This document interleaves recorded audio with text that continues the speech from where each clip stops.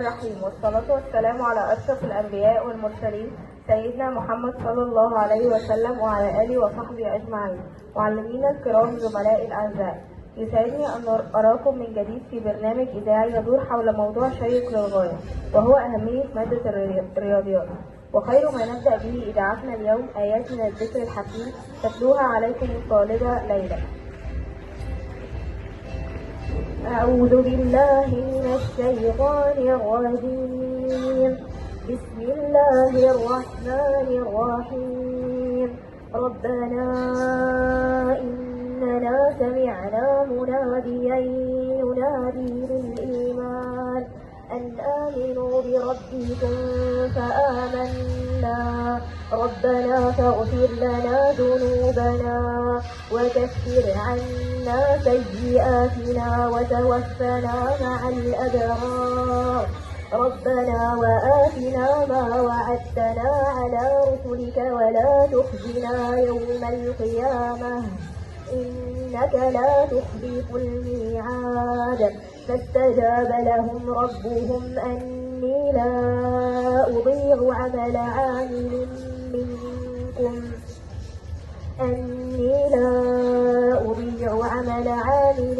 منكم من ذكر أو أنثى بعضكم من بعض.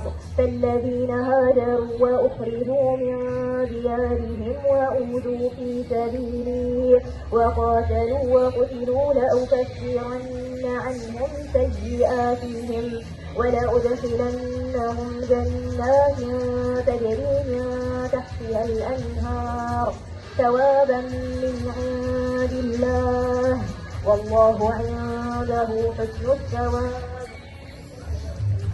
صدق الله العظيم. ومع الحديث الشريف والطالبة هديل محمد.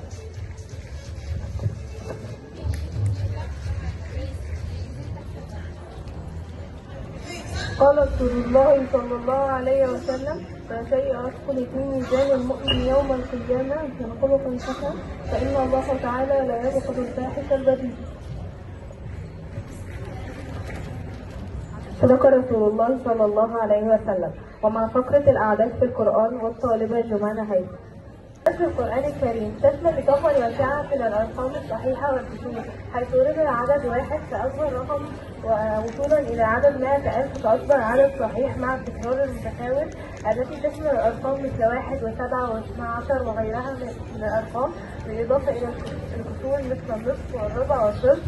الأعداد المركبة: أولا عدد 12 ورد في قوله تعالى: إن عدة الشهور عند الله 12 شهرا.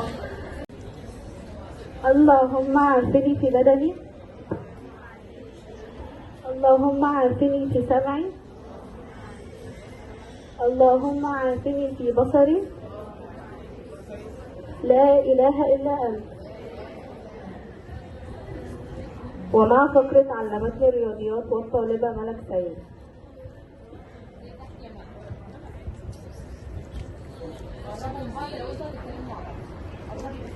علمتني الرياضيات أن بعض الكسور لا تجبر فلا تكسر كسور. علمتني الرياضيات أنه يمكننا الوصول لنتيجة صحيحة بأكثر من طريقة، فلا تظن أنك وحدك صاحب الحقيقة وأن كل من خالفك مخطئ. علمتني الرياضيات أنه في شيء اسمه ما لا نهاية، فلا تكن محدود الفكر والطموح.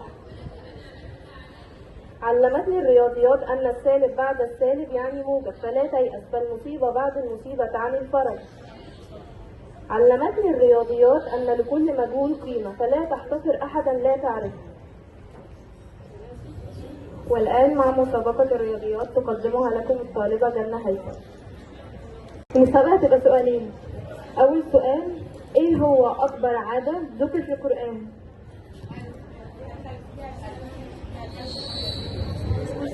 صح؟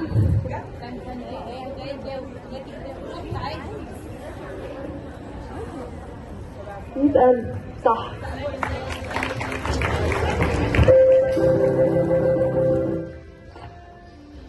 السؤال الثاني: ايه هو العدد اللي بيقبل الاسم على الاعداد من 1 ل10 من غير باقي؟ العدد اللي بيقبل الاسم على الاعداد من 1 ل10 من غير باقي.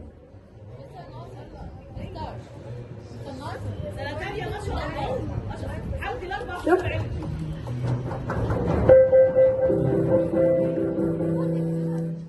لا غلط. تاني إيه؟ مش واحد. أول سؤال تاني. إيه العدد اللي بيقبل الاسم على الأعداد من 1 ل10 من غير باقي؟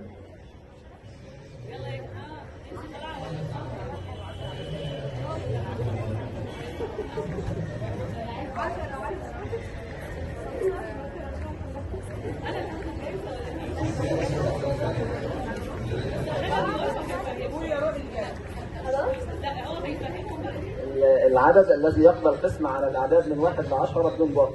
يعني أقسمه على 1 يقبل، أقسمه على 2 يقبل، أقسمه على 3 يقبل، ماشي؟ أقسمه على 4 لحد 10 يقبل لاسمه، وهو أصغر عدد. طبعا في إجابة سهلة، لكن لو فكرتوا كده هتجيبوا شوية. يعني 1 على 2 يقبل، 1 على 3 يقبل. هو عدد يقبل اسم على 1 وعلى 2 وعلى 3 وعلى 4. في إجابة سهلة جدا يعني. نعم. نعم. إجابة غلط. يعني 1 على 0 صح؟ ده 1 على 0 ليس لها معنى.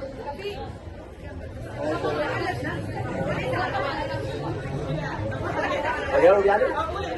أقول الإجابة؟ طبعا يعني بأبسط حاجة هتضربي 1 في 2 في 3 في 4 في 5 في 6 في 7 في 8 في 9 في 10 هيديك رقم كبير يقبل قسم على هذه العدد. ده أبسط سؤال يعني. لكن السؤال ده اتسأل لسيدنا علي. سيدنا علي اتسأل السؤال ده، فقالوا له ما هو الرقم الذي يقبل قسم على الأعداد من 1 ل10 بدون باقي؟ فقال لهم عدد أيام السنة كام؟ اللي هي الأيام السنة الهجرية 360 يوم، يقبل الاسم على الأعداد كلها ما عدا السبعة. طب عايزين رقم يقبل قسم على 7 نعمل إيه؟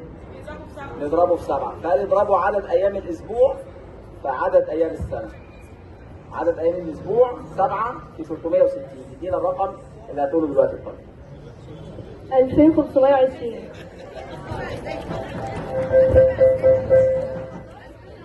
وفي الختام نشكركم على حسن استماعكم، ونرجو أن نكون قدمنا لكم ما يفيدكم. كانت معكم الطالبة مريم محمد مع تحيات قسم الرياضيات، والسلام عليكم ورحمة الله وبركاته.